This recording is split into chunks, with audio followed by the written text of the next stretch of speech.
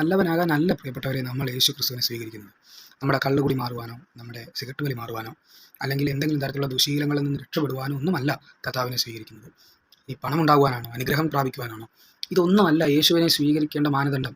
യേശുവിനെ സ്വീകരിക്കുക എന്ന് പറയുന്നത് ഒരു മനുഷ്യൻ അവൻ്റെ അടിസ്ഥാനപരമായ ആവശ്യങ്ങളിൽ, നമുക്ക് ഓക്സിജൻ എത്രത്തോളം ആവശ്യമാണ്, വെള്ളം അത് കുടിച്ചില്ലെങ്കിൽ നമ്മുടെ ശരീരത്തിന് എന്ത് സംഭവിക്കും, ആഹാരം കഴിച്ചില്ലെങ്കിൽ നമുക്ക് എന്ത് പറ്റും, ഇതുപോലെ അതിനേക്കാൾ അടിസ്ഥാനപരമായി അത്യാവശ്യമായി മനുഷ്യന് വേണ്ട എസൻസ് ആണ് ജീസസ് ക്രൈസ്റ്റ് എന്ന് പറയുന്നത്. നമ്മൾ പലപ്പോഴും ഇതിനെ ഒരു മതപരമായ രീതിയിലാണ് ചിന്തിക്കുന്നത്. യേശു ഒരു മതത്തിൻ്റെ വക്താവായിട്ടോ, അല്ലെങ്കിൽ ഒരു മതത്തിലേക്ക് നമ്മൾ ചേരുന്നതായിട്ടോ, അല്ലെങ്കിൽ ഒരു വിശ്വാസത്തിൽ നിന്ന് മറ്റൊരു വിശ്വാസത്തിലേക്ക് വരുന്നതായിട്ടോ ഒക്കെയാണ് ഇതിനെ കാണുന്നത്. എന്നാൽ അതൊന്നുമല്ല.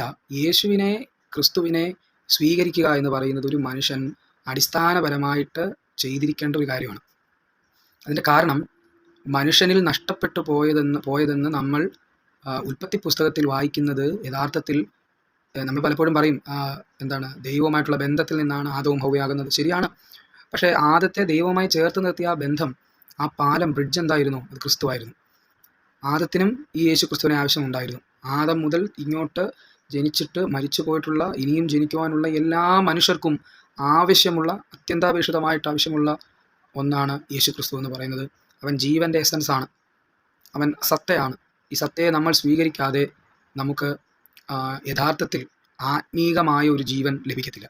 എല്ലാ മനുഷ്യരും വിചാരിക്കുന്നു, അവർ വിശ്വസിക്കുന്നത്, അവർ പിന്തുടരുന്ന പാതകളിലെല്ലാം അവർക്ക് ലഭിക്കുന്നുണ്ടല്ലോ ആത്മീയത. ഇത് ആത്മീയത എന്ന് പറയുന്ന ഒരു പദം കൊണ്ട് ചുരുക്കുവാൻ കഴിയുന്ന ഒന്നല്ല, മറിച്ച് ഇത് ജീവനെ പ്രാപിക്കലാണ്.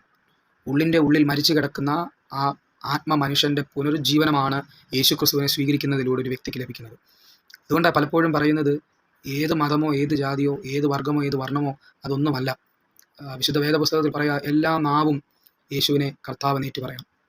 അത് പറയണം. കാരണം നമ്മുടെ ഉള്ളിൽ, അല്ലെങ്കിൽ മനുഷ്യൻ്റെ ഉള്ളിൽ മരിച്ചു കിടക്കുന്നതെന്തോ അതിനെ ഉണർത്തുവാൻ, ജീവിപ്പിക്കുവാൻ യേശു ക്രിസ്തുവിന് മാത്രമേ കഴിയത്തുള്ളൂ. അതിനാണ് നമ്മൾ യേശുവിനെ സ്വീകരിക്കുന്നത്.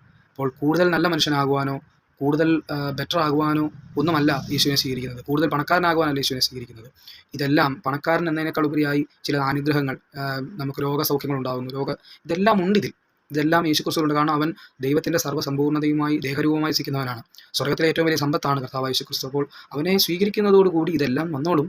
അതെല്ലാം ഭൗതിക തലത്തിൽ നിൽക്കുമ്പോൾ ആത്മീയമായൊരു ജീവൻ നേടണമെങ്കിൽ, മരിച്ചു കിടക്കുന്ന അവസ്ഥയിൽ നമുക്ക് ആ അതൃപ്തിയില്ലേ, സംതൃപ്തിയില്ലാത്തൊരവസ്ഥയില്ലേ ആത്മാവിൽ, ആ ദാഹം മാറണമെങ്കിൽ യേശു ക്രിസ്തുവിനെ കർത്താവ് രക്ഷിതമായി സ്വീകരിച്ചേ തീരൂ. അതുകൊണ്ടാണ് കർത്താവ് പറഞ്ഞത്, ദാഹിക്കുന്നവരേവരും എൻ്റെ അടുക്കൽ വന്ന് കുടിക്കട്ടെ.